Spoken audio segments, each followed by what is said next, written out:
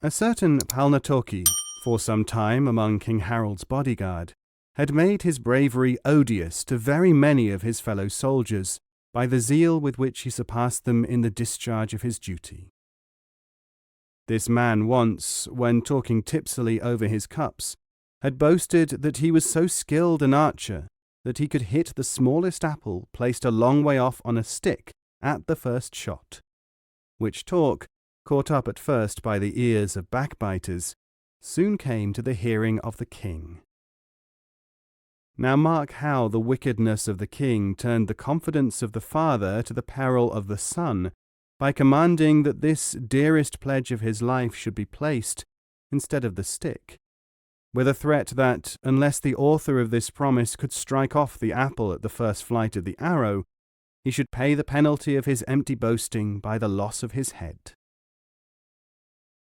The king's command forced the soldier to perform more than he had promised, and what he had said, reported by the tongue of slanderers,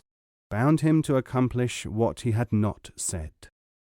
Nor did his sterling courage, though caught in the snare of slander, suffer him to lay aside his firmness of heart. Nay, he accepted the trial the more readily because it was hard. So Palnatoki warned the boy urgently, when he took his stand, to await the coming of the hurtling arrow with calm ears and unbent head, lest by a slight turn of his body he should defeat the practised skill of the bowman.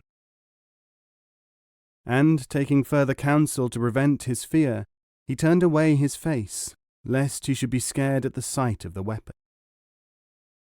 Then, taking 3 arrows from the quiver, he struck the mark given him with the first he fitted to the string.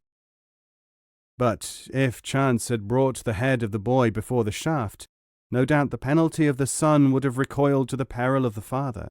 and the swerving of the shaft that struck the boy would have linked them both in common ruin.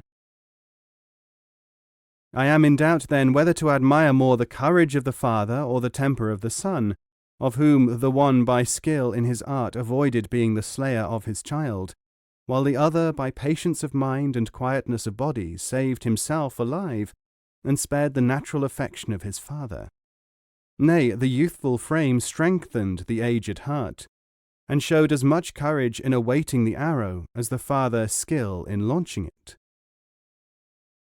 But Palnatoki, when asked by the king why he had taken more arrows from the quiver, when it had been settled that he should only try the fortune of the bow once, made answer, "That I might avenge on thee the swerving of the first by the points of the rest, lest perchance my innocence might have been punished, while your violence escaped scot-free."